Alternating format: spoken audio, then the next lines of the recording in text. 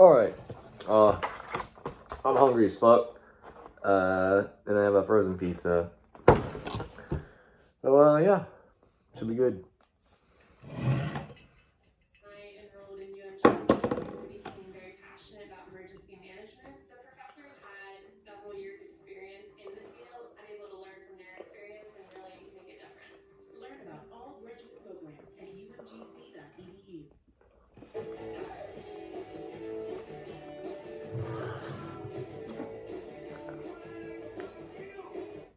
To many people, Florida is an incomprehensible wasteland, almost like something out of a fantasy novel, like Narnia, if Narnia was infested with drugs and human trafficking.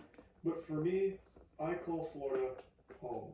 I've lived in this utopia for all 28 years of my life, and I've got to tell you, I swear with my hand on a stack of Bibles, there's nowhere else I'd rather live, being completely truthful.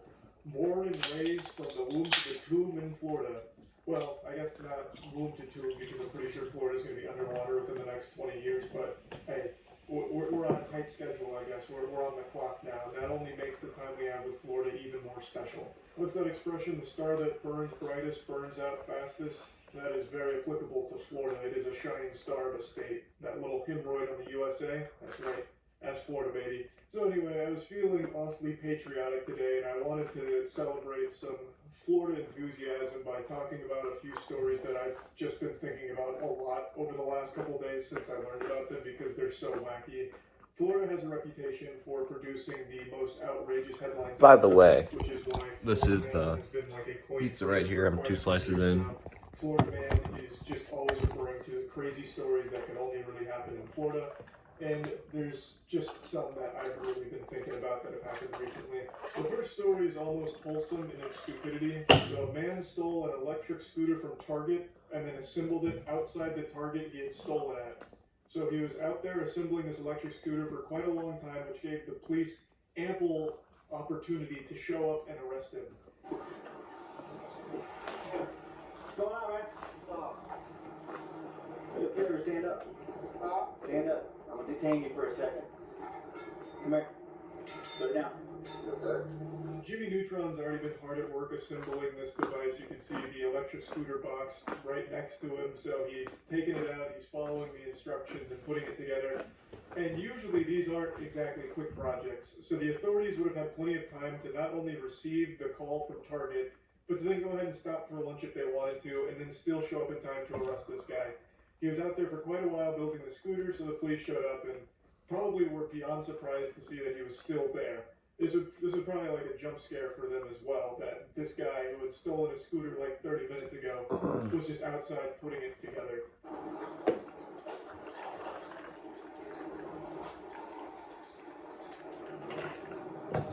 You know why I'm detaining you?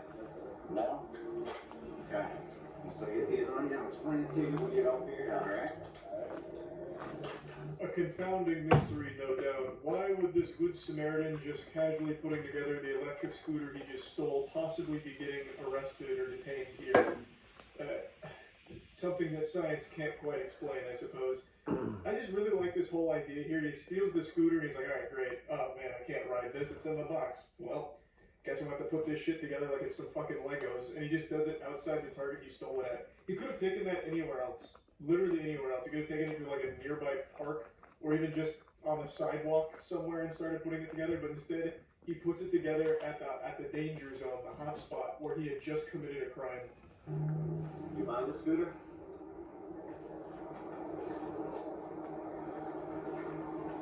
You don't want to answer that question? Caught him with his hand in the cookie jar with that question. He asks if he bought the scooter, to which he receives no reply. So then the reality starts to sink in for this guy. I'll go ahead and break down the story here, though it's not super interesting, very generic. Target employees saw him grab the razor 3 on the left. scooter.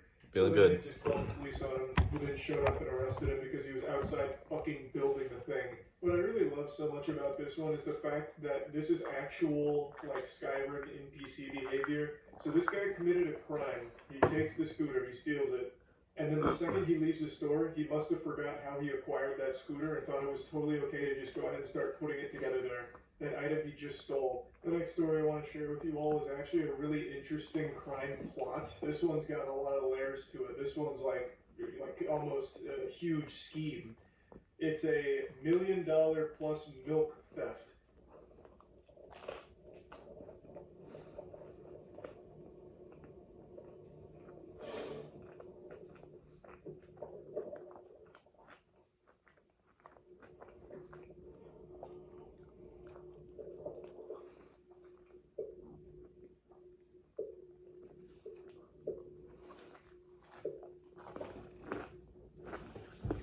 This is actually like a whole crime group, like the fucking milk mafia.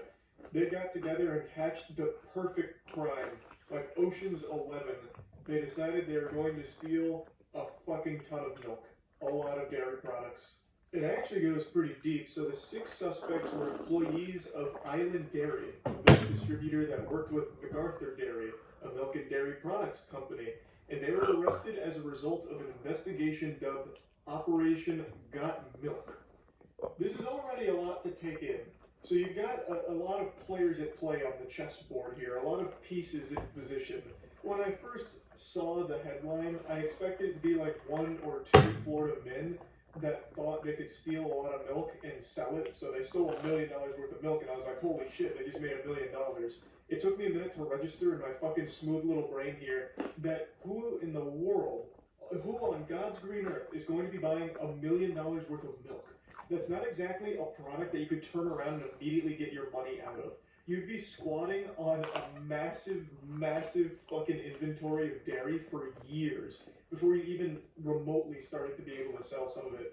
I don't think there's like a booming black market for milk, so it's not like you're just going to immediately be able to turn it around and sell it on the fucking Grand Exchange like it's RuneScape or something. And I've got to be honest, I'll admit my ignorance here. I don't know if Big Dairy buys from random people, right? So if you have $1 million worth of milk that you have stolen from these trucks, how are you going to try and sell it to a different distributor or a different company? I just don't think they'd be buying your, trunk of milk, right? You pull up behind an alley and you're like, all right, I got the fucking product here, and they give you money for the milk. I don't think a huge market to be able to immediately turn these products into money in their hands.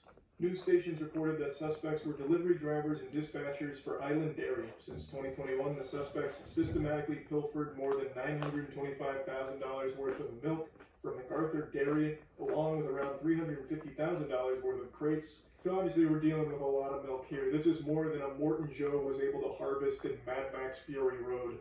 The men would allegedly manipulate the ordering system, causing extra dairy products to be loaded onto the distribution delivery trucks. Police said that the delivery drivers would deviate from their pre-assigned routes, meet with another individual, and transfer the extra dairy products to their delivery truck.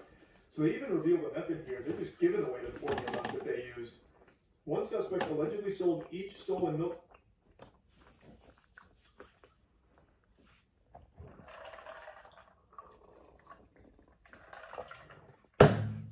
There we go. An entire frozen pizza in my gut. Why did I do this?